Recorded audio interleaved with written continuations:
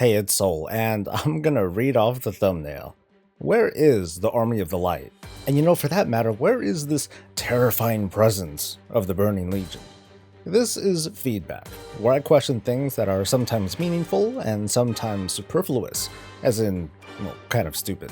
Today I'm going to talk about this conflict between the Burning Legion and the Army of the Light, a war that's lasted for what's said to be 1,000 years, but it sure doesn't seem like that at all. Now today, as the heroes of Azeroth make preparations for Argus, with our gnomish monks and Tauren Death Knights and guys on motorcycles, the Army of the Light rendezvous with them just in time to get shot down.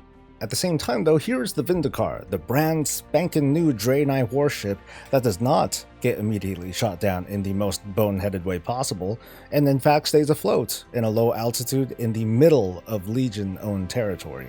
And yet high above are dozens of Legion ships that clearly don't give a damn about anything that's going on.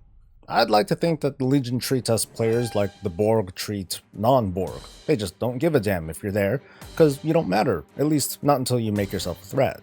But in WoW, we clearly are a threat to the Legion. We've taken out Kil'jaeden and Archimonde and a ton of other demons. Sargeras probably knows our names by now.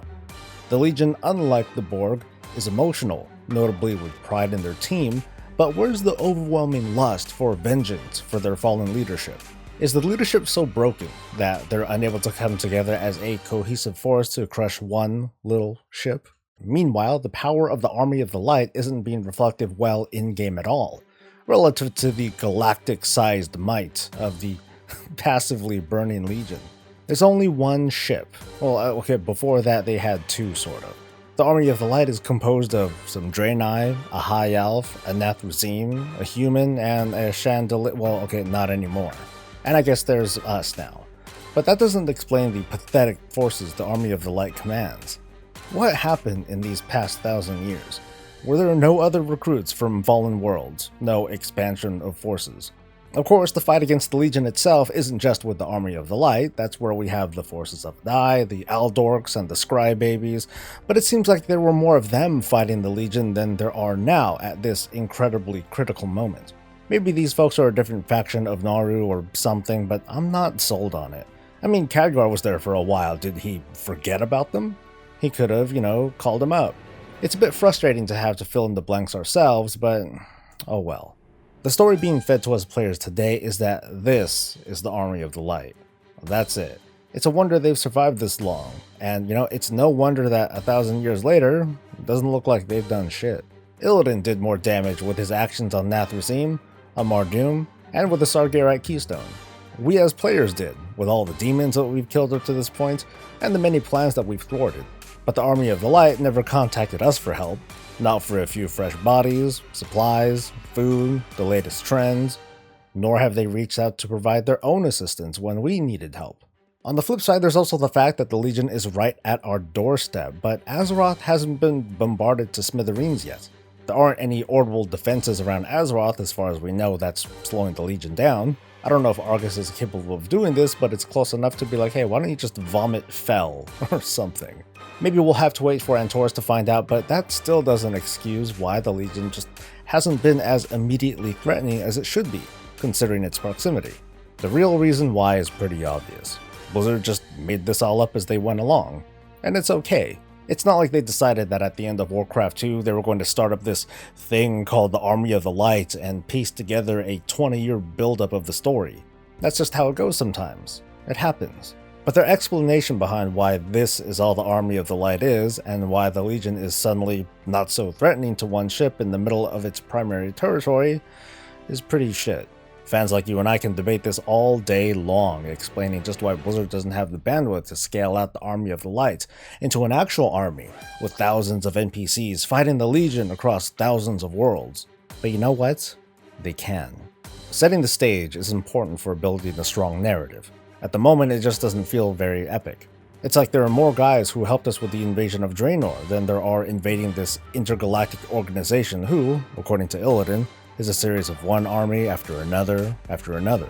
It's expected that the WoW dev team knew what sort of storyline was going to happen on Argus before the cinematic and art team went to work.